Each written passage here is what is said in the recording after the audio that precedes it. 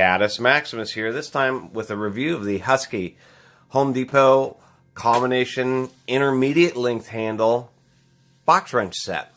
These were the first decent box wrenches I ever purchased, planning on, later down the road of purchasing nicer ones when these either wore out or got bent or maybe failed on me. They were pretty nice, but I wasn't expecting them to be, super professional quality, and I've actually been pleasantly surprised. These wrenches I've had for 20 years, and they have just really held out for me. That being said, they don't look quite as nice as other wrenches, or even compared to their old American-made ones. Let's go and do that comparison now. Let's get a little zoom.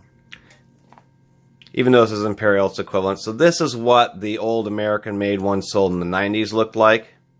Standard length. They have a rough chrome polish, but they're still pretty darn nice.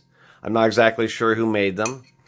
The old ones did have fluting, and surprisingly enough, the fluting is the very same on the current ones, which is, it's rounded. It's not, a perfect machine flute, but it's worked out pretty well.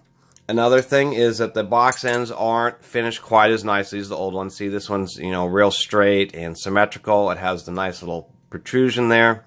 And these are more smoothed off, a little more rounded. The box ends aren't quite as tall. They're still plenty thick and strong, but they don't have that, nice, tall, real straight-sided box end. Other than that, I've been pretty satisfied with these. I haven't had any issues with bent beams. There's actually one that did have a bent beam in this entire set, and that was this little 7mm here, and it's not bad.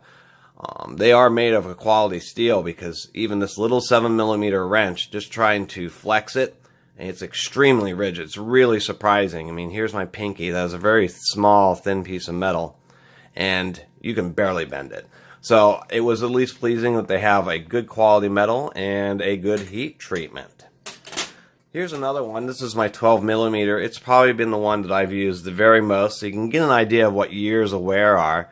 And really the chrome, that's really surprising too. Just you can see all the scrapes. I mean, right there, the chrome, there you go, is almost starting to wear completely off through the base steel. Still, no flaking. And that was pleasantly surprising. You can see that the box end really is still held up. One thing you'll notice of a lesser wrenches, or at least lesser quality, even though these don't have the greatest fit and finish, they do have a high quality steel, because you can see inside there. Let's get a little more zoom. There we go. Even though they're dirty, the little flats haven't actually rounded out. They haven't gotten squished. They still look like they do from day one. So that was also pretty impressive. I'm not sure if these are the same ones that are there today. I bought these 20 years ago, and so I think they've gotten even cheaper, but I'm not entirely sure. But for the price, I would definitely recommend them. I didn't have a lot of expectations when I initially bought them, but they've just kept on working. And to do a comparison, what I mean by intermediate length, here we go. Here's like an SK standard length wrench. This is a 12mm, so the same size as I'm holding. You can see it's quite a bit longer.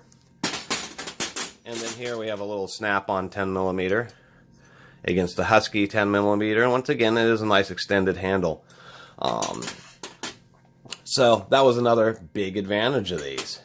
And so, per my normal recommendation, I would generally recommend these. I find that if there's a tool that I dislike so much, I'll do a review on it, like those Harbor Freight long handle wrenches. But generally speaking, if a tool looks really poor quality, I'm not going to buy it just to be disappointed by it and make a really negative review about it.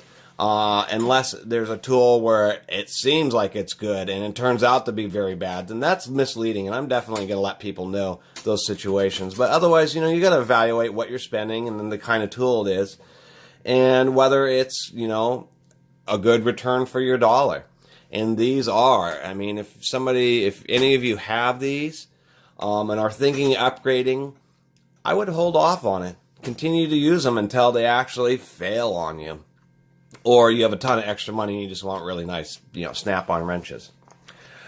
This concludes yet another review from Catus Maximus. Thank you so much for watching. Please subscribe. Until next time, Catus Maximus out.